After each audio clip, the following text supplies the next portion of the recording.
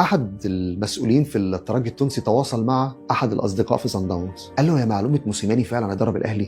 قال له: اه. قال له: يعني ده فعلا هيبقى خبر رسمي؟ ده اكيد الكلام ده كانش لسه الاهلي اعلن رسمي. قال له: اه. قال له: ده هتبقى ضربه كبيره جدا، جديده دي، مدرب افريقي الاهلي بيتعاقد معاه، مش عارف هتنجح ولا مش هتنجح. ما توقعتش ان مدرب افريقي يدرب الاهلي، بس كنت بتمناه وبتمنى موسيماني تحديدا. ان اول مره في تاريخ النادي مسكوا حد افريقي، يعني دي تجربه جديده على النادي. كان في ردود افعال على مستوى اللاعبين السابقين او القدام او الاستوديوهات التحليليه ما كانتش منطقيه، وده ان دل على شيء بيدل ان الموضوع ما كانش فني بنسبه 100%. ما وصلش بينا الدرجه ان احنا نجيب مدرب من جنوب افريقيا ونقول اجنبي.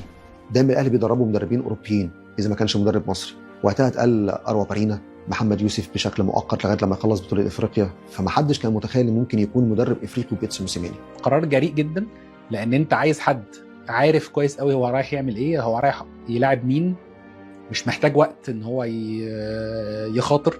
فاختيار موسيماني كان، مش هقول لك مراهنه، بس هو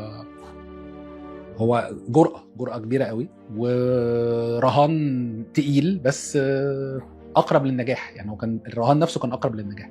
كلام اشتغل مع موسيماني في ال 48 ساعة قبل إعلان رحيل فايلر. وفكرة التعاقد مع موسيماني أنا عرفتها من خلال زميل صحفي موجود في جنوب إفريقيا، لقيته باعت لي بيقول لي: رأيك إيه؟ بيتسو موسيماني ممكن يدرب الأهلي؟ قلت له في التوقيت ده يا ريت.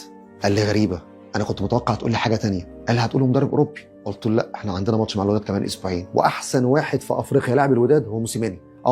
نتائجه مع الوداد مش كويسه قوي، 0-0 او يخسر 1-0، ولكن دايما بيعمل ماتشات كبيره جدا قدام الوداد. قال لي موسيماني كنت عنده في البيت من شويه وجاله تليفون اتقال له الاهلي عايزك. قال لي ما كانش مصدق نفسه، لدرجه ان زوجته هي مديره اعماله قالت له جمله انا لغايه دلوقتي فاكرها، اتقالت لي طبعا نقلا عن الزميل الصحفي في جنوب افريقيا. قالت له: الخبر اللي انت مستنيه من سنتين بقى واقع.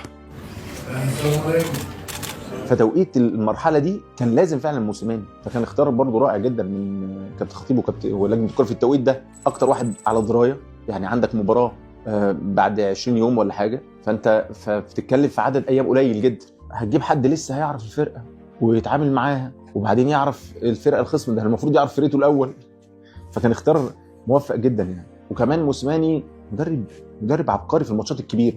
اختيار بيتسو موسيماني كان هدف سجله محمود الخطيب بره الملعب، وواحد من اذكى الاختيارات وفقا للتوقيت في تاريخ النادي الاهلي.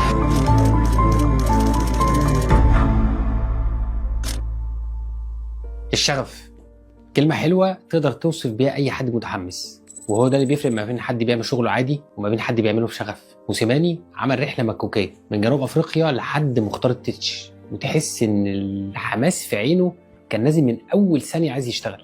2 أكتوبر كان أول يوم نزل فيه مختار التتش، وهتبدأ رحلة هي تقدر تسميها إن هي رحلة عناء 15 يوم لحد أول ماتش ضد الوداد المغربي. موسيماني استلم الفرقة رسميا يعتبر يوم 2 أكتوبر، والفريق خلاص داخل على يوم 17 أكتوبر ماتش ضد الوداد.